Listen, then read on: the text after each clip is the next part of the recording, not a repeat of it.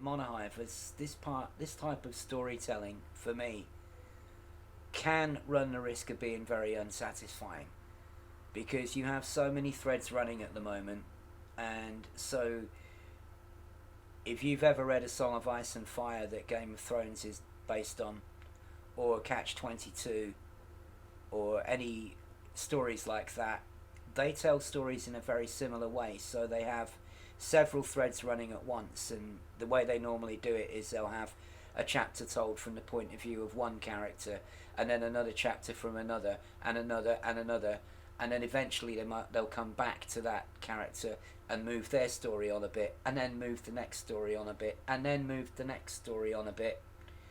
And I was listening to one of Elite Week's videos, which I know you've done sound editing for those guys, and Kai was going on about all the little storylines that we've got going on at the moment, and the more he talked about it, the more I thought, wow, we've got loads going on.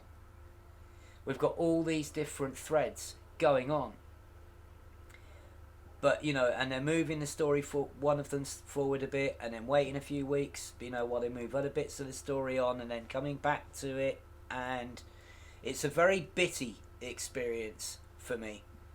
You don't know how long you're going to be waiting for the next part of the story. Now, what normally Mm-hmm. keeps you going at a time like that, what normally would keep you going and keep you interested, would be having some idea of where it's all headed. So in the Song of Ice and Fire, of course, you know where it's all headed. It's going to head towards a big, massive war for the throne. You know it's all going that way. And so you can relax with the fact that you're not sure where every thread is leading yet. But here we have absolutely no idea. We know that there is a super story. We know that it's been planned for 2 years. We're almost a year into it now. We're only a month and a half off being a year into it. And in many ways, for me, it feels like it's taking ages to pick up. And I think that's because we have all these different story threads running, but we don't know where any of them are going. We can't even glimpse where all of this might be going. We're just trusting that all of these threads are going to come together in some way, and we're just waiting for that to happen. But the way that they're flipping between these stories and drip feeding us a little bit of them each time is a less satisfying experience for me. And the other thing is that other people, people will be interested in different parts of the story, and some people won't be interested in the story at all. So, you might get someone who is really interested in the Adamastor and the Hesperus, like myself, but then they might not be so interested in Jupiter Rochester's supporters having a last ditch go at rebellion, or the Mm-hmm. Alliance elections, or some other story that's running Archon Delane trying to go legit like some film star mafia boss. Anyway, so I don't know. I mean, what do you think? Mm, it's interesting that you bring it up because I was just listening to uh, Drew Vagar talk about this on one of his streams that he did a while back, and I think it's cool that there are so many threads going on. I can't keep track of it honestly, like because if I think back to all the stories that have happened in the past few months, it's like, oh, there was the Lakon takeover that happened and that disappeared, and then there was the Rochester thing and that happened and that ended, and then there was the Hadrian Duval who was implicated as being um, the mastermind behind all the terrorist attacks and sorry, what is it, the neo-modernist Yeah, movement or yeah, whatever, and all these things come up and they're like, oh, that's interesting, and then I don't hear about it later and I'm like, oh, that's yeah, interesting. So yeah. I'm not someone who's uh like I'm not keeping track of everything very closely, right? So I log in, I play the game, I see, oh, okay, there's a good new Galnet article, okay, that's cool, let's check that out, and then I come back to it later. So I don't know what's happened until until someone tells me, or there's a buzz about it in Yeah. the general elite media. But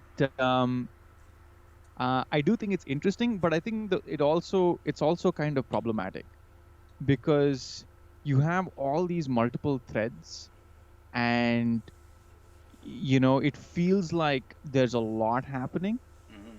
but actually in reality there isn't. Yeah. So in the end, maybe a year later or 2 years later, you have all these different stories, and then if and it's sort of building you up for something really huge, and then if the ending isn't satisfying, um or there's like some plot hole that's been missed, like, oh, what is the whole point of this takeover that was supposed to happen, this corporate takeover, that Yeah. you just totally ignored that storyline. So if you're setting something up, I think there has to be a payoff for it. Sure.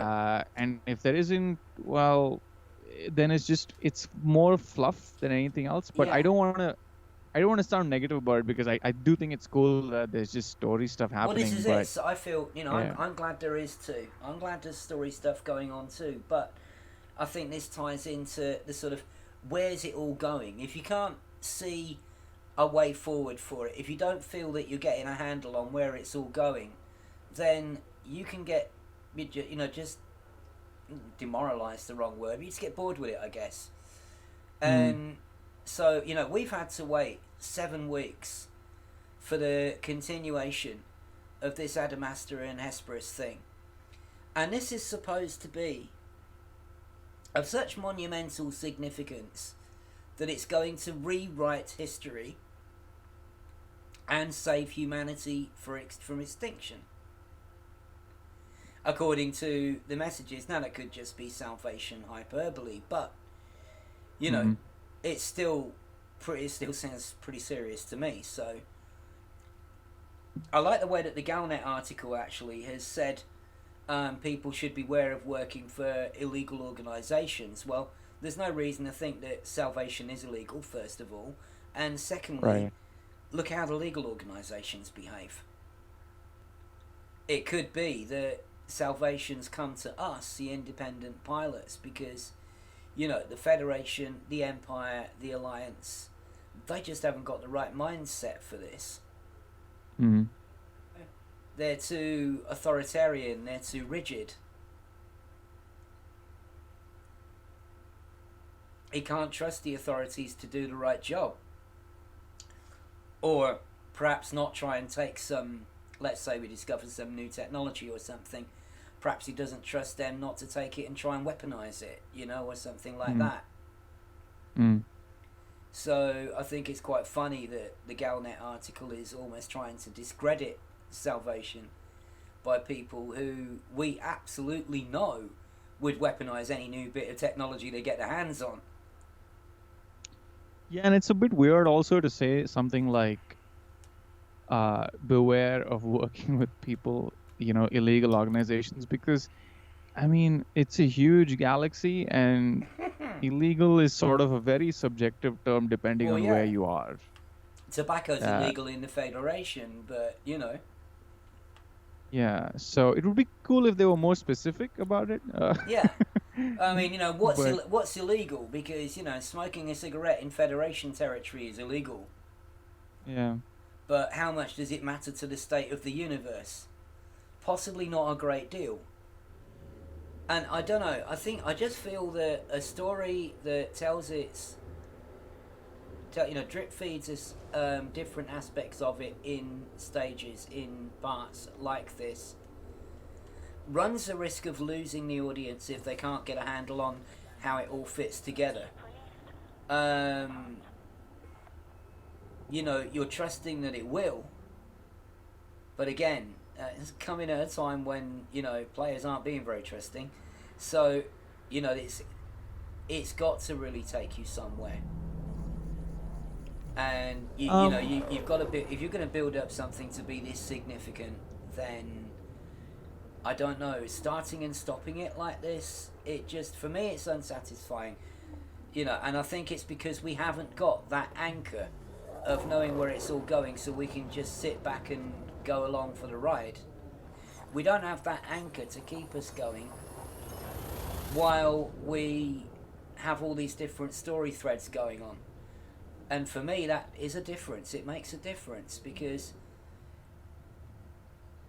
if all the different story threads are just happening and you can't see how it's all fitting together and you can't see where it's going either, then that's a double whammy of just sitting there feeling a bit confused, going, well, yeah, but this is all much ado about nothing until I can make sense of it. Um, yeah, first of all, I agree with you on that. It is very hard to keep track of. It's very hard to be invested in something. But I think it's also a double-edged sword because it goes back to something you said earlier, where you don't want like a Skyrim type of narrative, No, right? you don't. So over here you don't have a central story and you don't have like, secondary stories around it. So normally, like, if you're following any kind of a story, there's like a protagonist and there's the protagonist's arc or whatever, and then you have these, you can have Yeah. these secondary stories, you have these secondary plot lines happening, branching off. But over here, you don't have that. You don't have. No, because there's There's no no single. overriding arc that we can see all the other stories contributing to. Exactly. So you don't have. It's not like, so the Hesperus Adamaster thing. It's not like that's the main story here. It feels like it, but we haven't been explicitly told like this is the story that will lead to whatever, and everything Yeah. else are like, secondary plot lines. So because you don't have that, it's a bit. I think on the one hand, the attempt from their side is to make the universe feel like it's alive and these are just news stories, and you can participate in it if you want. Yeah. And on the other hand, um it's like, oh, but we need to get people invested in it. But to do that, we need to make a central storyline that where people are following some kind of protagonist or some kind of Well, not main necessarily. story It arc. doesn't have to be like that. No, I mean, it doesn't have to be like that. There's a difference between, not having some kind of main theme that people can hold, that people can get their heads round and see that every little individual story thread is contributing to. And you can do that without forcing a narrative Skyrim style on everybody. This is where people always go from one extreme to the other. It's not necessary. You don't have to do that. But this is all very abstract, yeah? We don't know where it's all leading. We do know that it's a 2-year story. Now, Mhm. It's logical to expect some kind of super story to emerge from all these different story arcs and for them to come together in some way. And you're relying on people's patience to wait until things have happened and then perhaps be able to see the connections in retrospect. For example,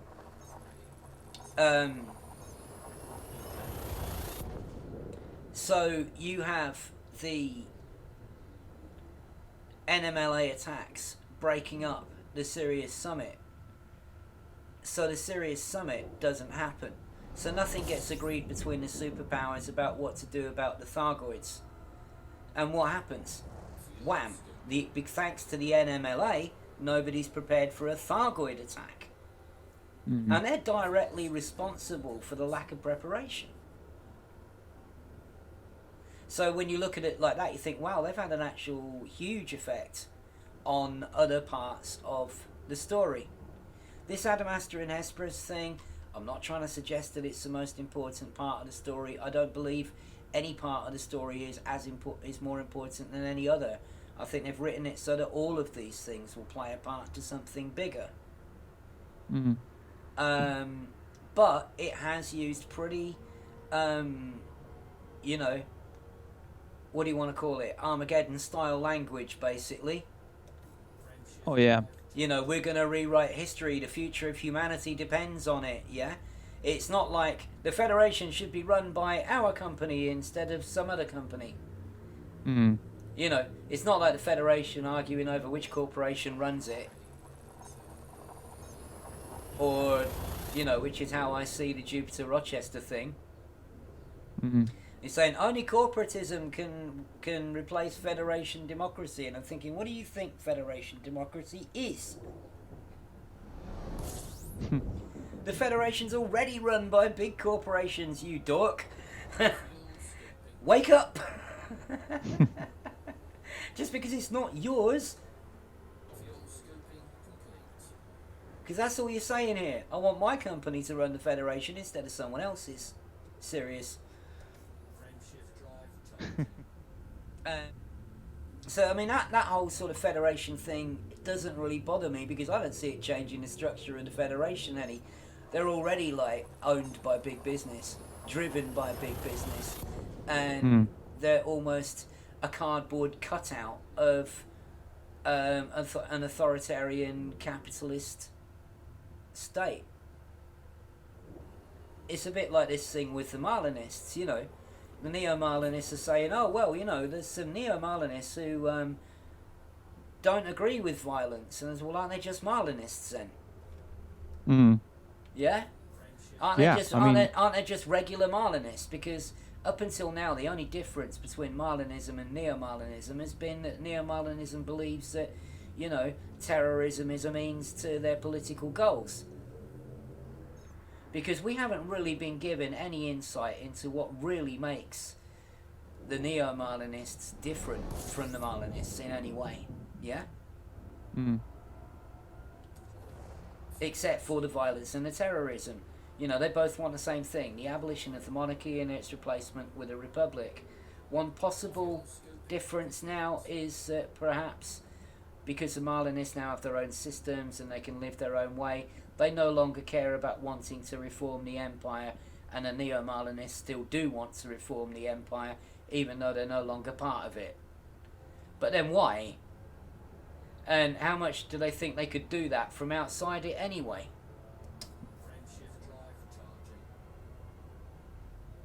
That basically just reduces them to a little lobby group that the empire can ignore at will.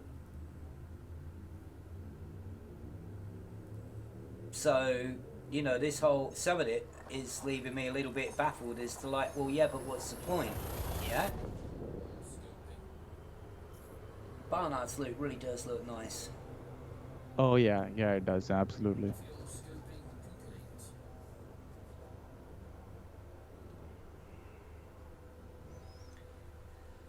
So yeah, anyway, you know, there are certain, it's not about one story aspect being more important to the rest. I can't pretend personal preference doesn't come into it. But, I mean, I think that just applies to the wider point that if there is one story that you're particularly enjoying over the other, whether it's the Adamastor mystery, whether it's, you know, the Alliance elections, whether it's the Thargoids, whether it's something else, you still don't want to be told part of that story and then be kept waiting a couple of months before you get the next bit. Yeah? Mm. And I just think you take a real gamble when you drip feed a story like that. You take a gamble on players staying interested and, you know, getting to the point where they can look back and say, oh yeah, I see how it all fits together now, which is what I think they're trying to go for. Yeah, and I think they've written this story, I don't know, obviously, this is just a hunch, but I think they've written it so that when you look back on it in retrospect, you'll get another idea of, you know, you'll see what contributed to what and how what fitted in with what, things that you didn't think were important at the time, but which turned out to be quite a linchpin in terms of where the story went later on. That's why I'm trying not to reject any story as uninteresting at the moment, but I can't help but like some stories more than others, and this has been a lot more interesting to me than Jupiter Rochester's supporters, you know, going against the Federation,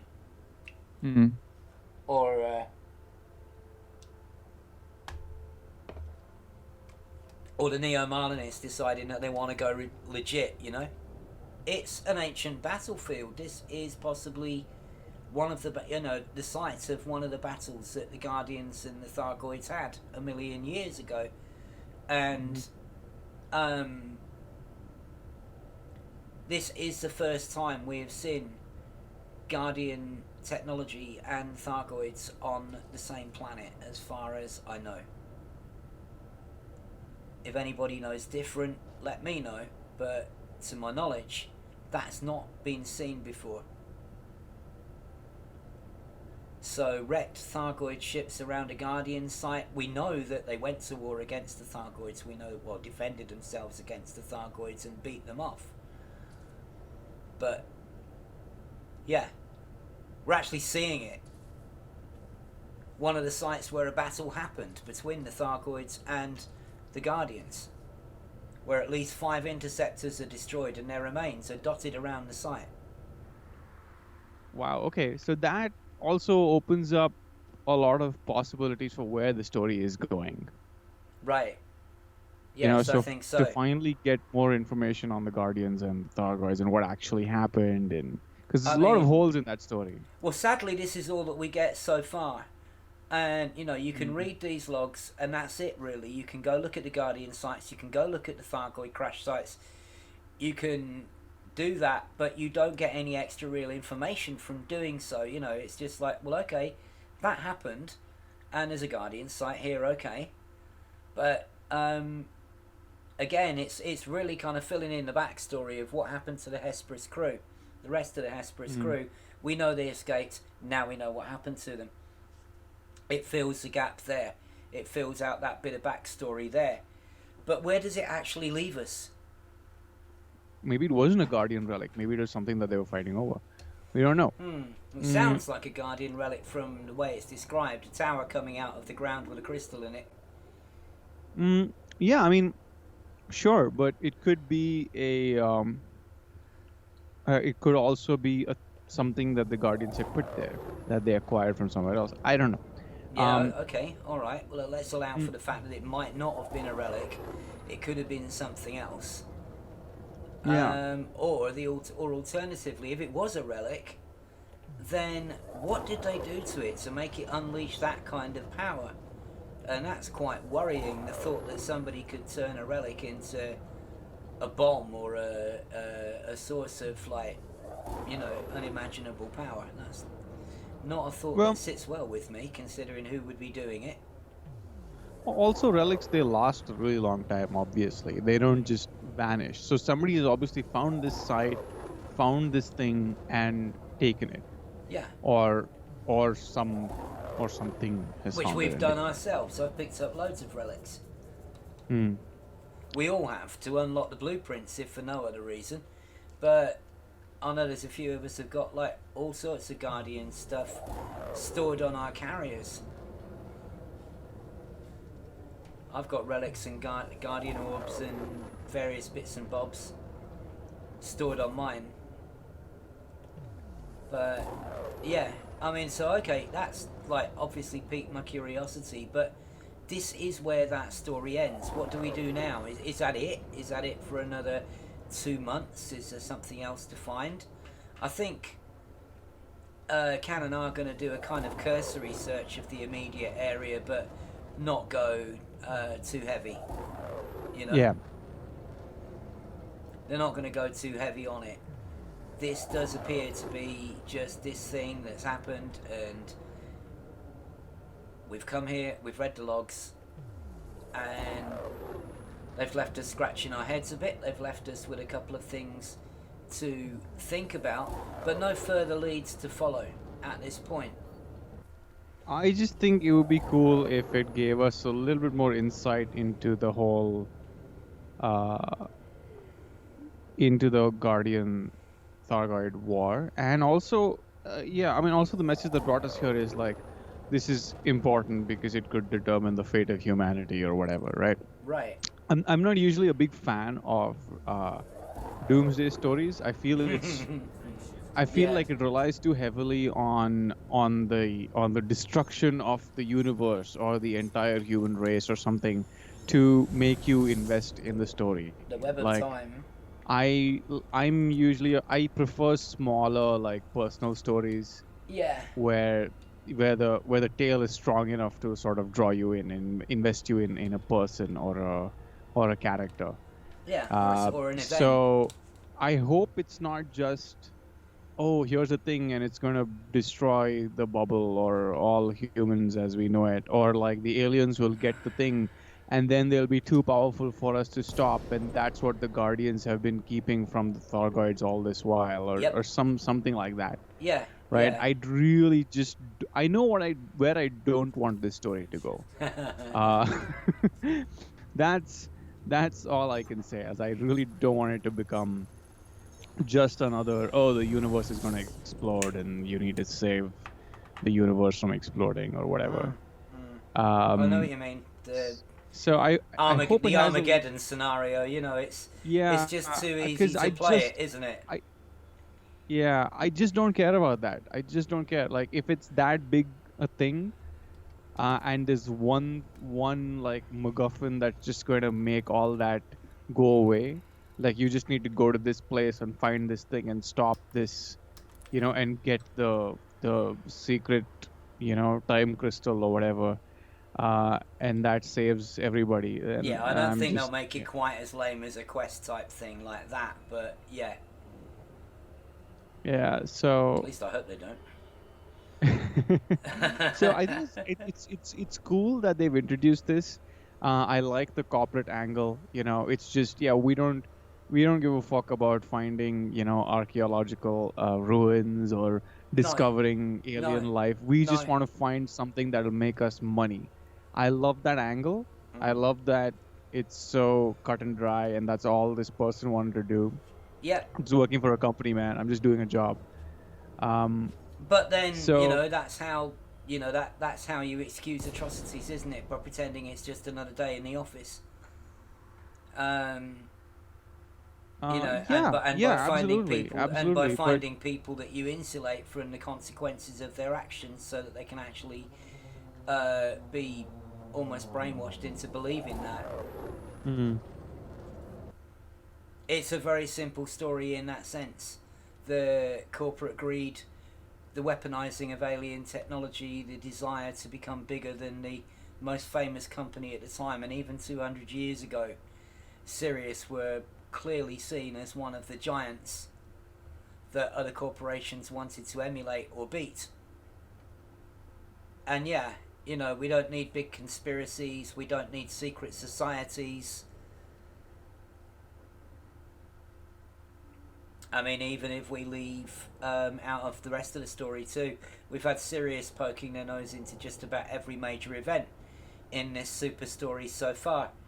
And, even if we leave out their connections to the club and we leave the whole secret squirrel stuff out of it, it's not hard to believe some major corporation with CEOs who've got delusions of godhood want to control the universe. So this is the structure they took the relic from.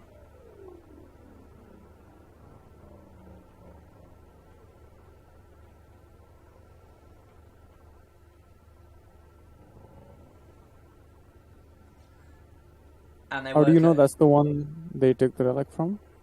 Well, they could have taken them from the ruins, but this is closer. And besides, they're ruins.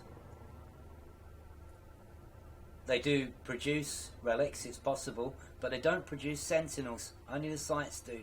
So it had to have been from here. 200 years ago. Yeah?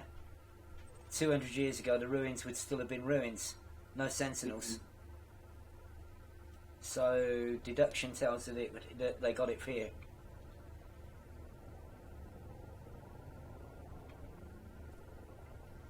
Also, I don't know if there's any crashed Thargoid ships around the ruins, but there are 5 around this structure.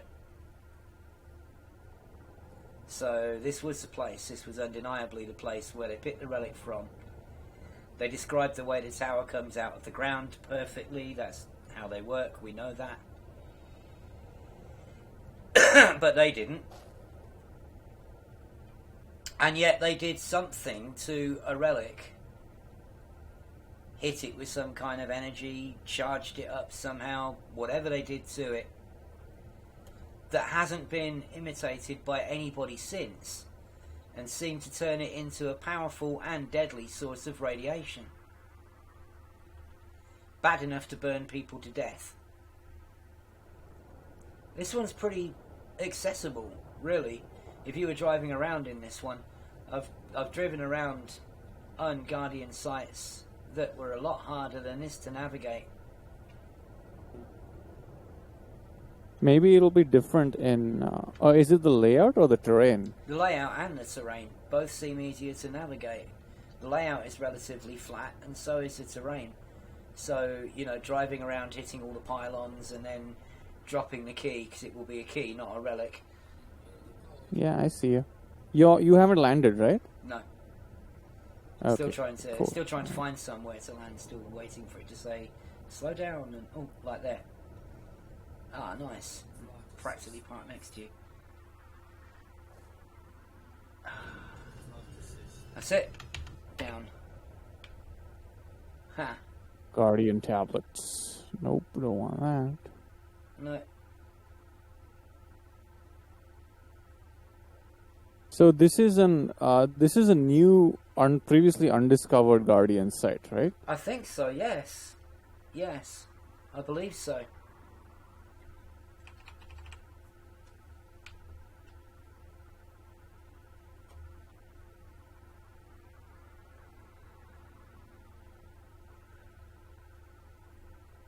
And looks pretty spectacular. Quite a nice looking site. Good condition. Nice and flat. Fairly easy to drive around. Might become one of the new places to go to.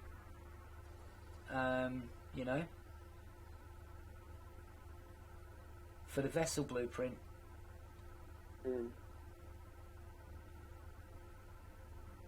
But dotted around here are 5 crashed Thargoid ships. I don't know if they're now showing up in your nav panel. Check. But they're all... Oh yeah, I see them. Yeah. And you can see that they're between 4 and 15.5 kilometres. So we can imagine that they attacked this place and the site defended itself. But who knows who won in the end. The site doesn't look like it got trashed. So maybe this was one of the ones that managed to repel the Thargoid forces.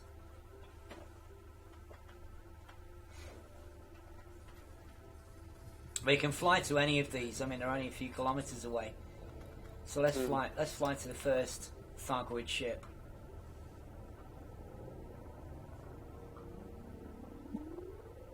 Oh, I triggered a Sentinel. Okay, alright.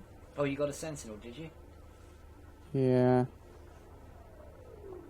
No, you can take care of that, I'm sure. There we are.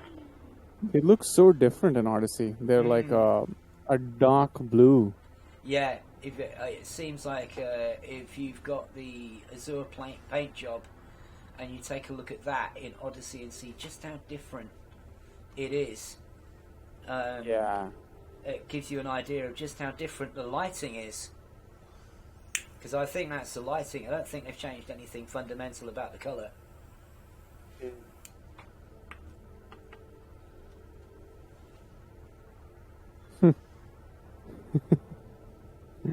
There's nothing to find at these crashed Thargoid ships, but, nevertheless, here they are. Million-year-old wreckage. Oh my god, all the Sentinels have been triggered. Great. Okay. Oh, fantastic. Alright.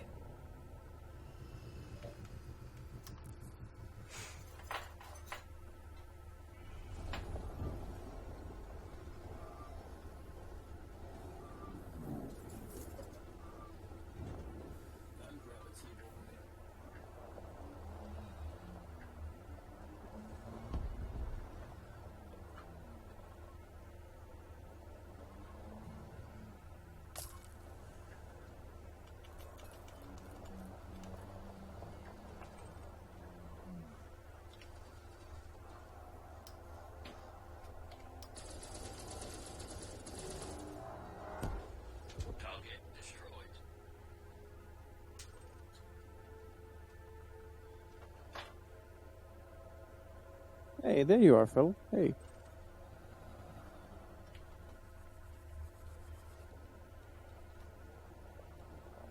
But 2 more near my ship. I see them.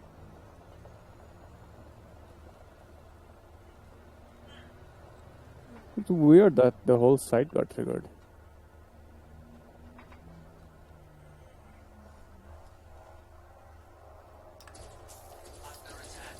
We'll get some data while I'm here.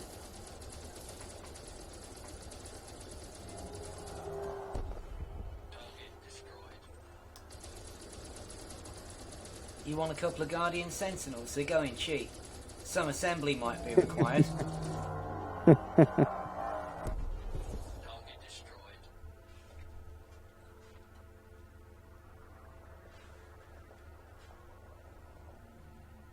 But if it helps, all the bits are pre-painted, so you've only got to glue them together.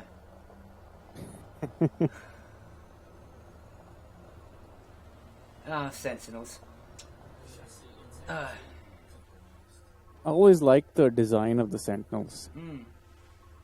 Very. So one of them killed their xenoarchaeologist, which is like quite ironic, really. It's the way he would have wanted to go, possibly. I don't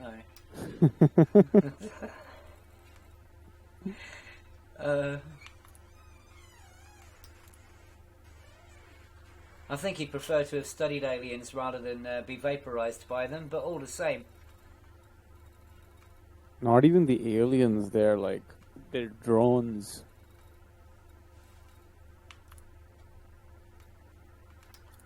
It's like being shot by a Roomba or something. Yeah.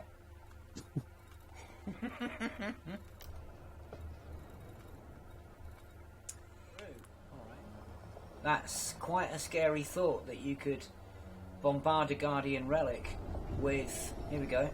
We could bombard a Guardian Relic with a particle accelerator.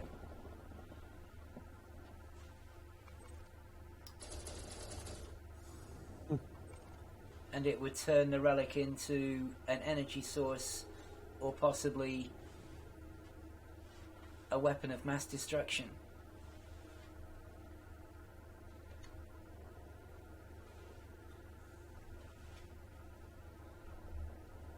And how would Salvation feel about this discovery?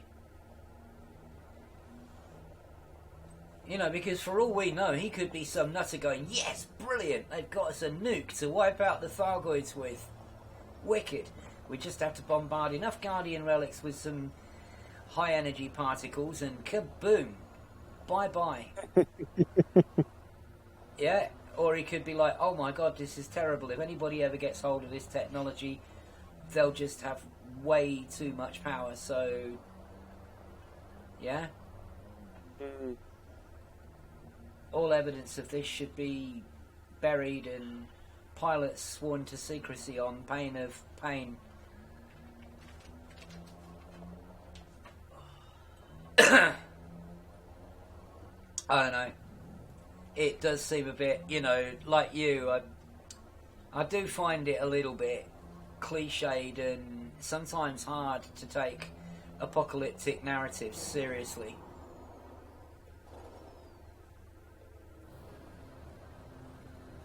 Yeah, I mean, I have a feeling it's not going to go down that road. No, it'll bring us to the brink of destruction and, you know, we'll save the day or something. No. I mean, it's not going to go down. I mean, that's not going to be the angle at all. Like that's not going to be the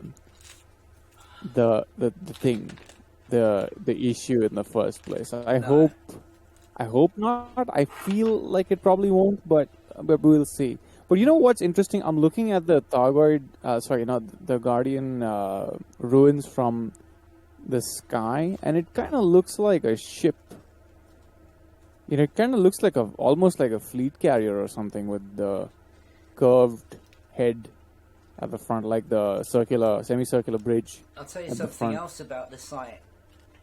If you look at the sort of like road thing that goes up the middle, I don't think I've ever seen one unbroken like that.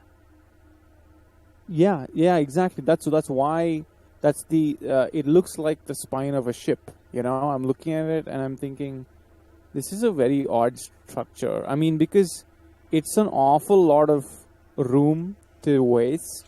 It's an awful lot of material to waste just to build a road, and it clearly, like, at least in this particular one, it very much looks like there's the structure underneath it. And why would you need this long central corridor It's an interesting theory, if isn't it? So, if it were not a yeah.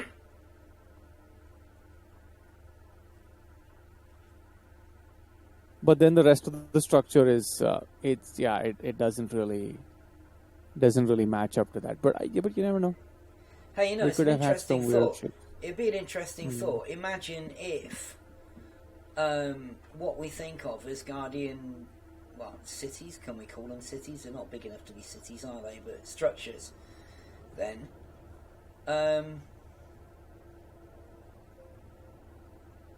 could be both flown and landed and lived in. Yeah, that would be. I mean, there's clearly an entrance here Yeah, so if to your the. if your theory has some merit, and I mean I don't know if it does or not, but I just love the idea so much that yeah, I want it to be true.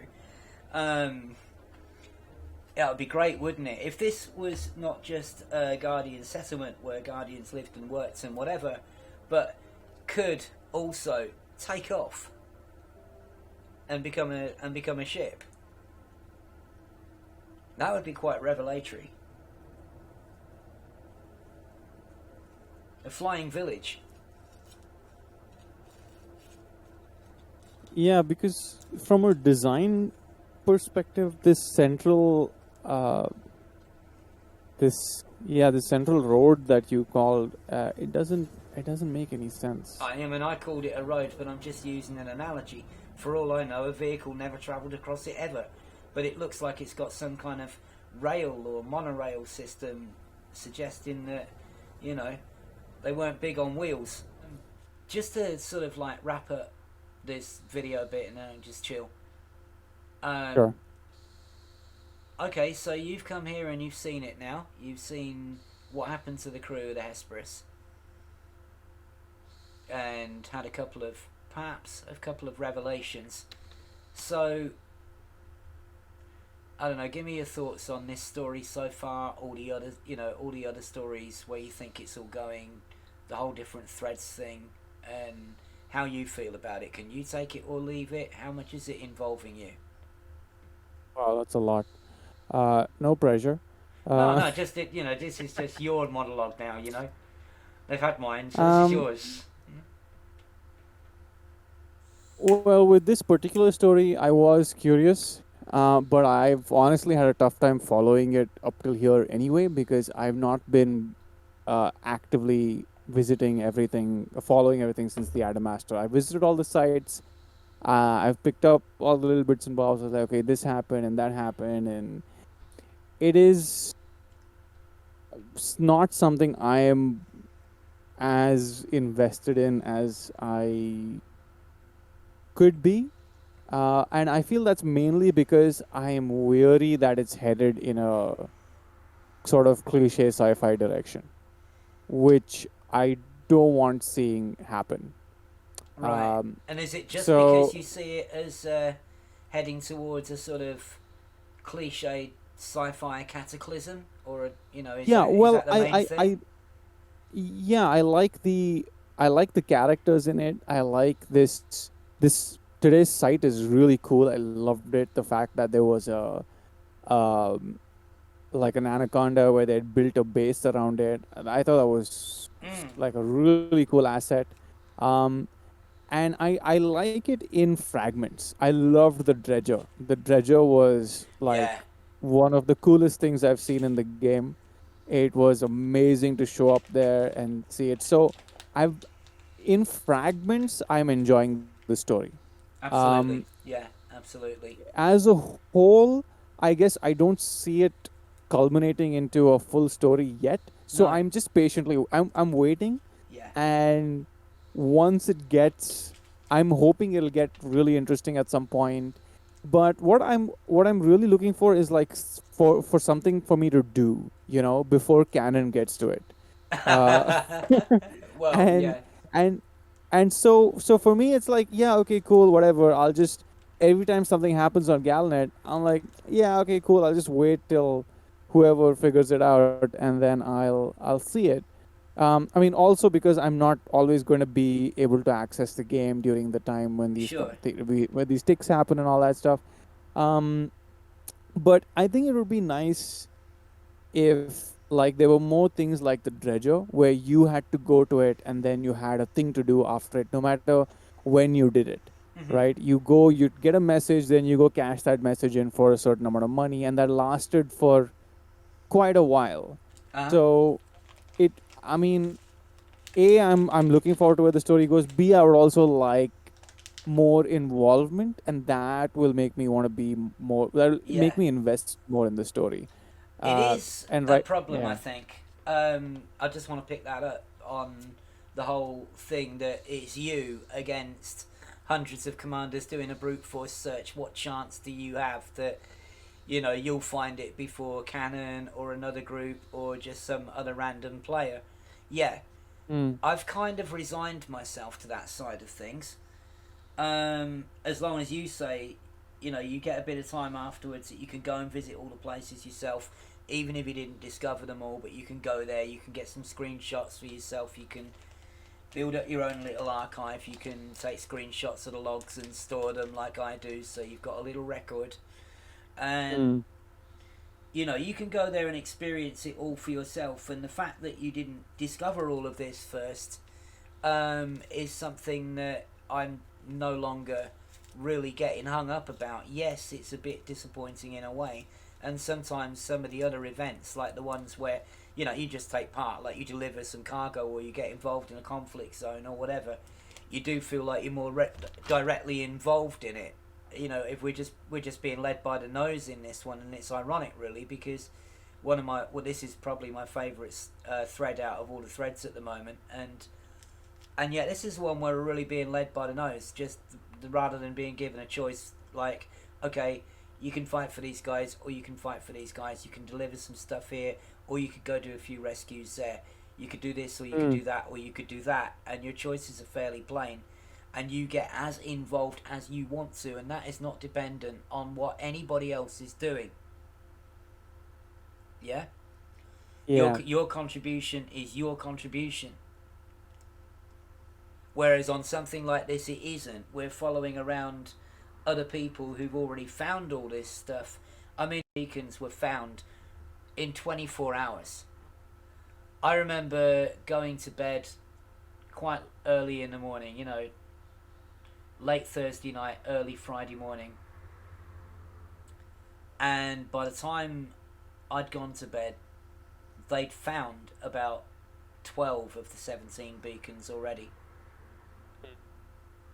And a search was already underway from Beacon 17 because that was one that they'd found. And Mm. then, yeah, when I looked last night, Right. they've got the lot. They've got all of them. They've got all of them. They've come here. They've got all the logs. They've got them. They've looked around the sites. They've got them.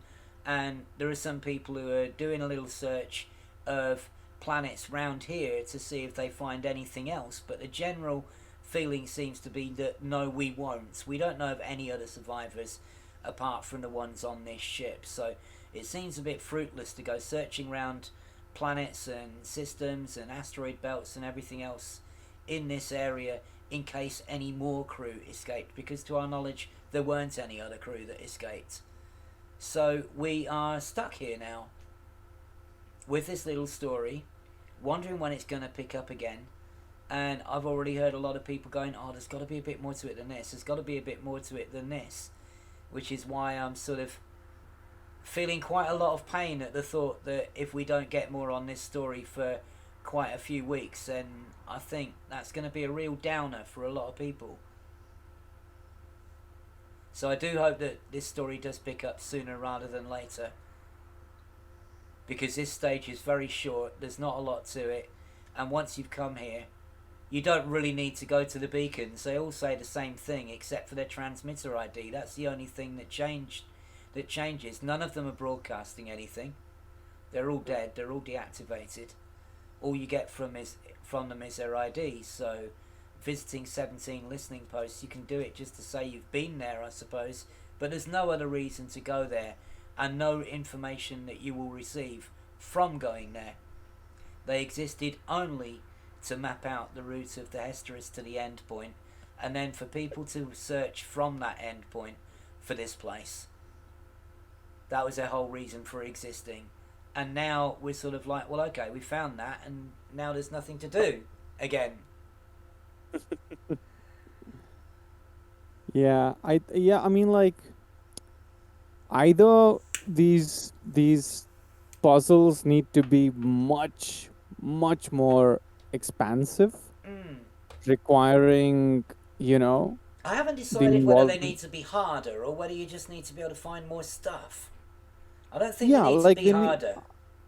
I think they need to be a little. I think, yeah. See, it also goes back to something you were saying earlier, where more people need to be able to get involved in it, and the simplest way to do it is to do brute force searching. Anybody can do that, Mm. you know.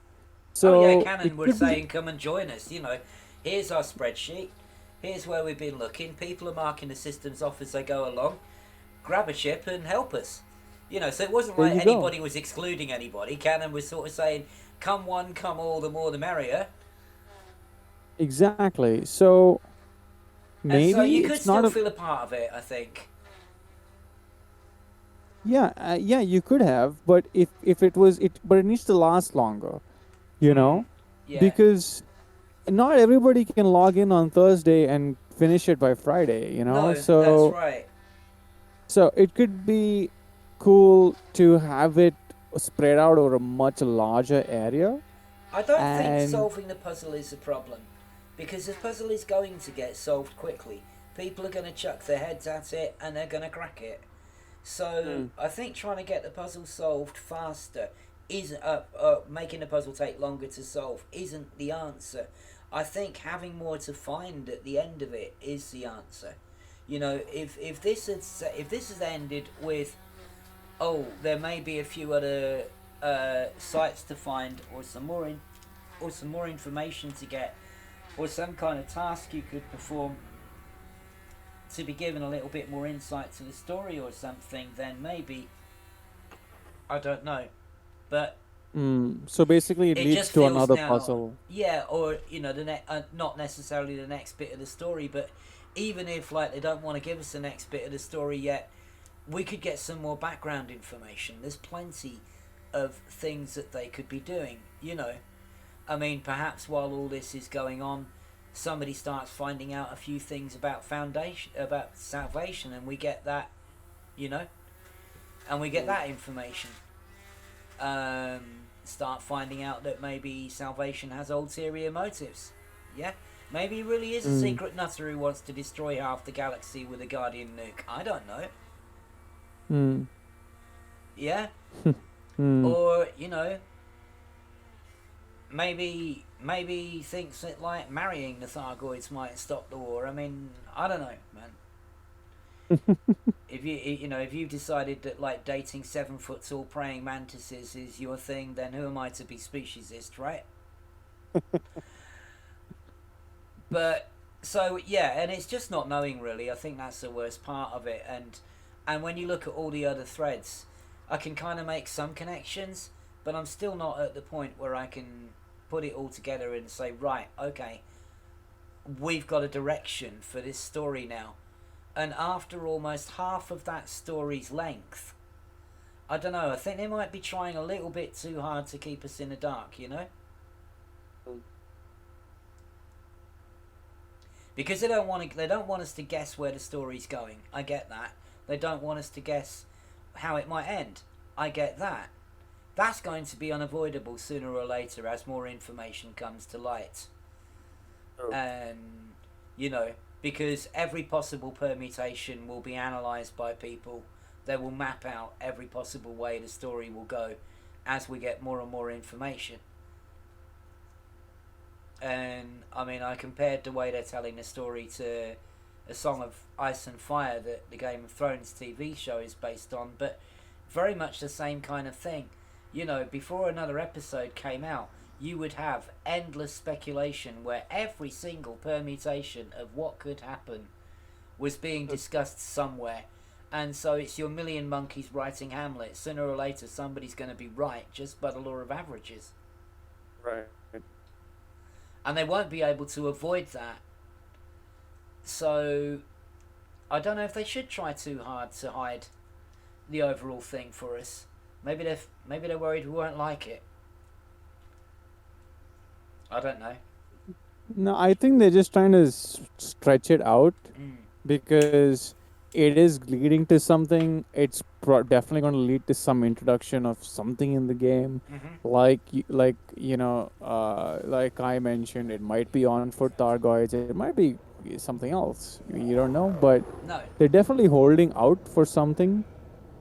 But no, it was good. It's good. It's been good sharing our thoughts about where we want the story to go, and I think that they really can't leave things quite as long as they're leaving them. And we're almost a year into this story now, so it's almost half over, and I just feel that more should have happened by now than actually has. Because sure, you can go back and you can see, oh look, loads has happened, loads of things have happened. Yes, lots of things have happened, but not many of them have really come to much. They've kind of happened, it's over, and then, something else happens, and then that's over. And I'm assuming that it's not over, and actually there will be further reaching consequences of these events, but we've got no idea what they might be. And that's just me hoping that. I've got no idea if they will or not. Some of these little stories that they've done, it might be it. I mean, I imagine that's probably it for Jupiter Rochester, His supporters have had a last-ditch go at the Federation. They've been beaten. He's in prison. His supporters have been beaten in combat. Probably the end of them, at least for a while. And easily. It's a Federation's version of Nova Imperium, a rebellion that they put down, kind of thing. So there might be a few disgruntled supporters of Jupiter Rochester. Maybe they'll start a mad cult or something, I mean, so for now I'm having patience with the story and where it might all go, but I can imagine why other people have perhaps just said, look, this is all just very obscure, very abstract. We've got lots of things happening that don't seem to be related to each other in any other way, and I'm not interested enough to care about where it's going. Yeah, true. I mean, I don't want players to feel that way. I don't want players to feel that way, but I can totally understand it if they do. Yeah, I mean, there was the whole thing with the Federation spying on people and all that, and or whatever, privacy. And I was like, okay, whatever, dude. Like, why would I care about that? I mean, and that again, it didn't really go anywhere. It didn't add anything. So it feels like it's more like news just happening in places, and it's like, okay, that's a thing that's happening somewhere. It doesn't really affect me. I think like things need to affect players. Like, oh, this will happen and this will cut off the tritium supply for your fleet carriers. Like, people don't really care until it's going to affect them in some way, right? Possibly. That's one way to do it. But then that comes back to having a story directly affecting gameplay again, which isn't necessarily, in my opinion, a way to go. You can have it so that it doesn't necessarily affect players, but players can see that a certain decision is going to have a major impact on the story, but we can't because we don't know what the story is. So we don't have that route, but, that's how you would do it without having it, impact the gameplay. Players would recognise the importance of this event in the overall story. Alright, so it's not really going to affect the way I play, but I can see why this is important to the ongoing narrative. And I think it's when you can't see why it's important to the ongoing narrative that you get this process where you feel that it's all much ado about nothing, that lots of things are happening, little stories are beginning and ending, and the overall impression from a lot of people has been, well, so what? And it doesn't have to affect them personally to negate the so what feeling. They just have to see what the importance of it is. And we can all appreciate the importance of something to a story and still choose not to get involved in that story if we don't want to. So I don't see it as a either or situation. There's room for a story that you can be involved in if you want, that is involving because the narrative threads of it are rewarding, but which doesn't necessarily affect your gameplay and which you can dip into or not at your leisure. It sounds like an impossible thing, but I don't think it is. I think it's perfectly achievable. How would you do it? For that, I'd need to know what they were aiming for. No, I mean, let's say you knew what the story was. Whatever, it could be anything, right? Maybe let's say it is the introduction of ground-based Thargoid warfare. Well, this part of the story, I don't know what the rest of the story might be about. I mean, you said yourself this is only one thread. Yeah, but I mean, let's say for a second that this was the primary thread and everything else were like secondary plot lines. All right, let's say that. You know? So if that were the case, how would you get people to engage with this? And this particular thread leads to our understanding of the Thargoids and what their whole deal is. Yeah, I mean, And, that's something that would have to be done, I think. First of all, whatever I would do, it would move the Thargoid story on in some way, because they've just attacked, gone away, attacked, gone away, attacked, gone away, and that's been going on, for 2-3 years now, and it really needs to sort of we need to find out a bit more about them and move the conflict along a bit, and that's where this story is ideally placed to do just that. So I don't know exactly, I couldn't sort of give you a hard and fast in writing example of exactly how I would do it this second, but what I would be looking to do, if this was the main story, would be perhaps to let players in a little bit more. Provide extra information, give them a little bit of extra information, a little bit of insight, give them a little bit more to think about than just find this, map it, scan it, record the logs, and wait to be told what to do next. I think I'd have them involved in something which would relate back to that. And so that when it did relate back to that, they'd see, right, now I see why we've been asked to do this. Now I see why we've been asked to do that. So what you're saying is the incentive to solving the puzzles isn't necessarily could be to progress the story. You solve it and the story goes somewhere, and until you solve it, the story goes nowhere. Or it is to know more about. It's like open up the lore. Yes. Enrich the lore a bit more. Instead of what we got with this is it's like a micro story within existing lore. Correct. It's not really changed it that much, except for not yet, first anyway. contact. Not yet. At some point, it Yeah, clearly except has for the the first potential contact, to. which- Otherwise, if it didn't have the potential to, we wouldn't be getting all this stuff about how we're going to change history and all this. So, but yes, exactly that. Tie it back into the lore.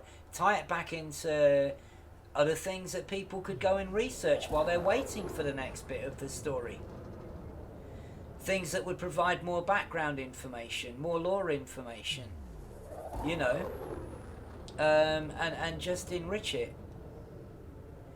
If you are going to play the game where you let somebody get so far along in the story and then it's going to be 8 weeks before you carry on that story again because you're going to be doing other threads for the next 7 weeks, then have something else that they can find out in the meantime that fleshes out what they already know.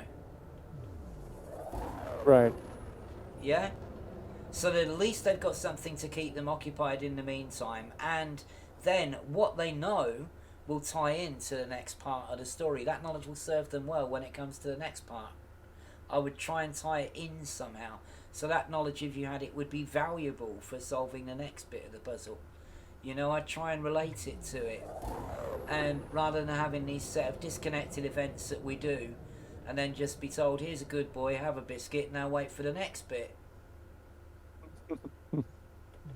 It might be such a horrifying, devastating weapon that the Guardians knew it was and decided not to make one.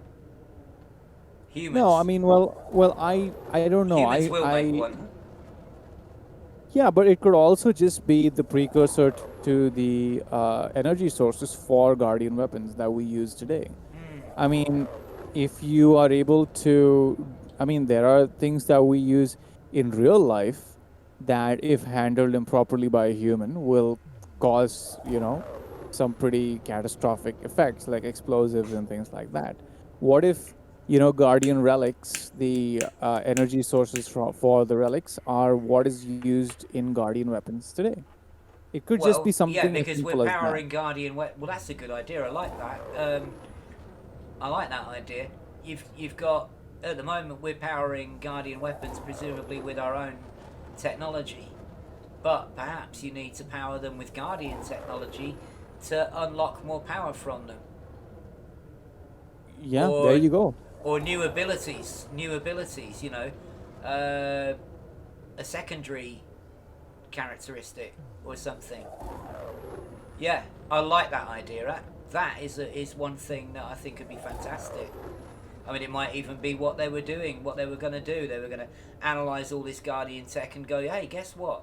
We found that if you actually link up some of the Guardian's own power packs, yeah, they work much better than human ones, and they let your guns do this and do more damage or something. I know that's a very, very crude example, but that would be a perfect way of tying the lore into gameplay that wasn't really forcing it on gameplay, because it's your choice to go and fight aliens, and it's your choice to go and fight them with the most powerful weapons you've got, or just enough to do the job. That would still give you some agency, I think. It wouldn't take it completely out of your hands or force it completely on you. It would get accused of it anyway, because people would say, well, why would you have a worse weapon than the best weapon? But that's the kind of thing that I'm talking about, relating what we're doing back to the story, in some way.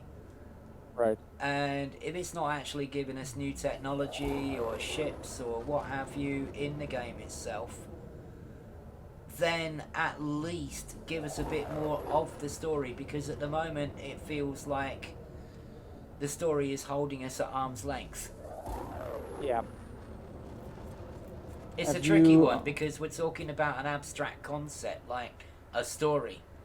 It's not an empirical thing, is it? You can't say this story is 3 Gs, or this story is like 12 meters long, or this story weighs 100 pounds. They're not things you can measure empirically, so we've all got our own ideas about what makes a good one. Yeah, I think also I feel, okay, here, my theory is that this is the main story, and this is the only story in the game right now in Galnet, and everything else that we're seeing, the stuff with, well, almost everything else, but the things with like the Hadrian accusation and the Federation spying on their citizens and all that stuff is just padding to make the universe feel like there's other things happening. Let's But this think is that it's not. Let's think of it for a second. I take what you're saying, and I think I broadly agree with you. But just to play devil's advocate, what if it wasn't padding? I mean, the antics of the NMLA have directly affected humanity's ability to repel the Thargoids, because it got them to take their eye off the ball, and as soon as they did, the Thargoids attacked. Then the NMLA attacked, then the Thargoids attacked again. And Coalsack and Witchhead got absolutely hammered on New Year's Eve. They got monstered. And so the NMLA have actually been responsible for the Thargoid attacks being heavier, because the Federation and the Empire, by focusing on them, haven't helped out the Alliance or Aegis to do anything about the Thargoids, and so as a consequence the attacks have been worse. So Right. we can actually see that happen, that although it doesn't seem to be connected, the NMLA has directly affected the human response to the Thargoid threat by splitting its attention and its funding and its resources. So it's actually had quite a big knock-on effect when you look at it like that. But then you look at the other threads and you think, well, I can't really see how that's affecting anything else. This just seems to be some little isolated thing that's going on its own, yeah? What's the relation to the wider thing? The Federation deciding to, go all person of interest. Hey, we're not doing anything about the Thargoids, but Zachary Hudson can now read your emails. Do you feel safe yet?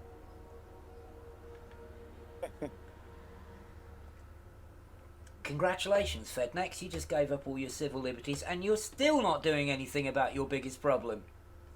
Brilliant. Well, but here's my problem with the Thargoids and thinking of them as a problem. I somehow don't think they are. They might not be. They might not be, and that's always a possibility. But the superpowers think of them as a problem. And what we're talking about isn't the facts. We're talking about people's perceptions. True, yeah. I mean, the fact is that I think that we were a bunch of idiots who fired first and probably started the ball rolling, and if we'd left them alone, they'd have left us alone. But that's not what people do, is it? If it's wet paint, they've got to touch it. If it's a button saying don't push, they've got to push it.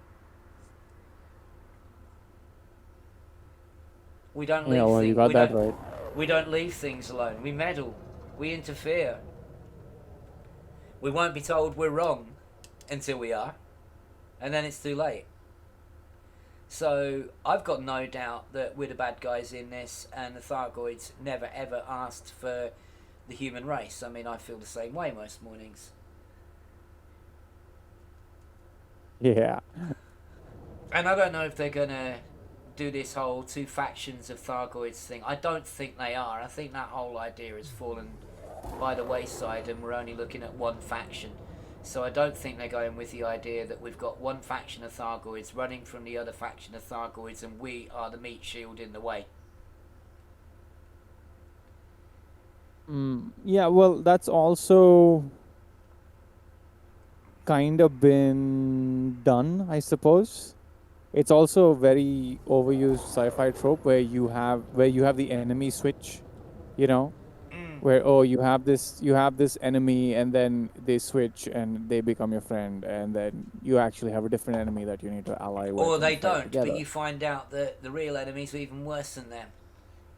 Right. Either way, whether they become your friends or not, it's the old cliche of like, you thought this was your enemy, but no, there is something worse. Dun, dun, dun. Right. Yeah, it is a bit corny, isn't it?